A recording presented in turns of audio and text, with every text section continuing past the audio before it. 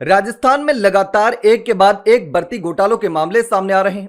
किसी में paper leak हो जाता है तो किसी में डमी कैंडिडेट बिठा दिया जाता है, किसी में किसी अलग तरीके से ब्लूटूथ के जरिए या किसी भी नए तरीके से नकल कर दी जाती है और किसी में फर्जी डॉक्यूमेंट लगा दिए जाते हैं, फर्जी डिग्री लगा दी जाती है, फर्जी सर्टिफिकेट लगा दिए जाते हैं और फर्जी लोग सरकारी नौकरी हासिल कर लेते हैं और युवाओं के साथ में गलत होता है।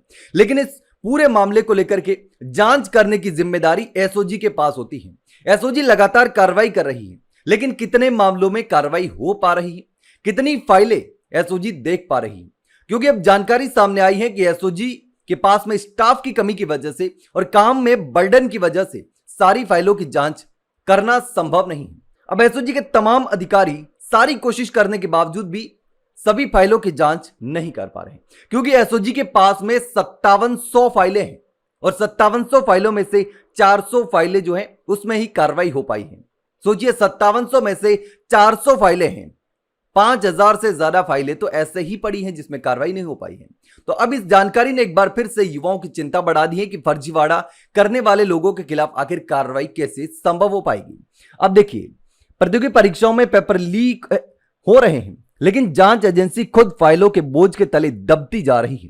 पिछले 2 साल में स्पेशल ऑपरेशन ग्रुप यानी कि एसओजी के पास 5700 शिकायतें पहुंची, जिनमें से सिर्फ 400 में ही ठोस कार्रवाई हो सकी है, यानी कि 5300 से ज्यादा मामले अब तक लंबित पड़े हैं। एसओजी में 33 जांच अधिकारी इन मामलों को देख रहे हैं। औसतन हर अधिकारी के पास 170 से 171 फाइलें हैं, यानी कि एक एक अधिकारी के पास इतनी फाइलें हैं, 170 से 71 फाइलें हैं, तो वो जांच कैसे करेगा? कैसे संभव हो पाएगी एक आदमी से इतनी फाइलों की जांच करना? अब मदद के लिए 2 कांस्टेबल या हेड कांस्टेबल भी जरूरी है, लेकिन जांच का अधिकार इंस्पेक्टर या उससे ऊपर के अधिकारी को ही है। तो नतीजा यह होता है कि फाइलें बढ़ती जा रही हैं और फैसले दूर होते जा रहे हैं और लगातार युवाओं की जो परेशानी है वो भी बढ़ती जा रही है। अब देखिए, एसआईटी बनी पर फौज नहीं बढ़ी, जिससे जांच धीमी हो रही है। 2012 में पेपर लीक मामलों की जांच के लिए विशेष जांच तंत्र यानी कि एसआईटी को बनाया गया था। मकसद था भर्तियों में पारदर्शिता और सख्ती जो है वो बढ़ती जाए और कार्रवाई की जाए। शिकायतें बढ़ती गई, लेकिन स्टाफ उसी अनुपात में नहीं बढ़ाया गया, जिसके कारण सारी की सारी फाइलें जो हैं वो होल्ड पड़ी है। अब हालात ये हैं कि लोक अभियोजक तक नियुक्त नहीं है। पेपर लीक और फर्जी चयन के केस सामान्य अपराधों जैसे नहीं है, तो उसमें जांच में जटिलता भी आ जाती है। आरपीएससी और कर्मचारी चयन बोर्ड से रिकॉर्ड लेना पड़ता है, उसमें भी टाइम लगता है। आवेदन पत्र, एडमिट कार्ड, उपस्थिति, रजिस्ट्रार, ओएमआर शीट, नियुक्ति दस्तावेज सत्यापन के रिकॉर्ड जुटाने होते हैं। कई मामलों में डमी कैंडिडेट और ओएमआर शीट्स में छेड़छाड़ की तकनीकी जांच भी शामिल होती है, तो बहुत समय लग जाता है जांच में। कम जांच इतनी ज्यादा, तो यह संभव लगातार होता नजर नहीं आ रहा। लगातार ये जो जांच है वो उलझती जा रही है। अब एसओजी के स्टाफ की बात करें कि आखिर ऐसा जो है वो कैसे हो पा रहा है, तो देखिए, कागजों में एसओजी में एडिशनल एसपी जो है वो 20 है, डिप्टी एसपी 11 है, इंस्पेक्टर 22 है, सब इंस्पेक्टर 1 है, एसआईआई जो है वो 3 है और 120 हेड कांस्टेबल है, लेकिन प्रभावी जांच अधिकारी जो है वो सिर्फ 33 हैं।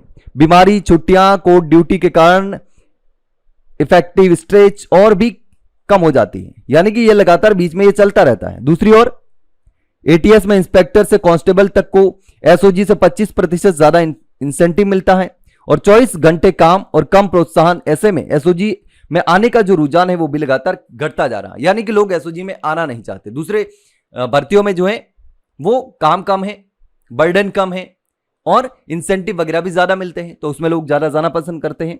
तो इसी वजह से इसमें स्टाफ भी घटता जा रहा है। अब शिकायतों की बात करें तो रोज की जो है वो 50 शिकायतें आती हैं। एसओजी को रोज औसतन 50 शिकायतें मिल रही हैं और इनमें से 20 से 25 शिकायतें प्रदेश के अलग अलग जिलों से जयपुर ऑफिस पहुंचती हैं। अब कई एक्सपर्ट का मानना है कि लंबित मामलों की संख्या इस बात की ओर संकेत करती है कि पिछले 1 दशक में बड़ी संख्या में भर्तियों में गड़बड़ियों की आशंका रही है और अब उनकी परतें जो है वो खुल रही हैं, लेकिन स्टाफ की कमी की वजह से अब उसमें टाइम लग रहा है, समय लग रहा है। लेकिन अब देखना होगा कि अब ये जो फाइलें पेंडिंग पड़ी हैं, फाइलों का ढेर लग चुका है, स्टाफ की कमी है, एसओजी के अधिकारी चाहते हुए भी ये सारी फाइलें एक साथ नहीं देख सकते। लेकिन अब देखना होगा कि सरकार इसको लेकर के कोई ठोस कदम उठाती है या फिर नहीं। लेकिन इस पूरे मामले को लेकर के आप क्या सोचते हैं, कमेंट सेक्शन में कमेंट करके जरूर बताना। वहीं अगर जानकारी अच्छी लगी हो तो वीडियो को लाइक और शेयर जरूर करें और हाँ, चैनल को सब्सक्राइब करना ना भूलें। फिलहाल के लिए इतना ही, जल्द मिलते हैं एक नई जानकारी के साथ, तब तक के लिए नमस्कार।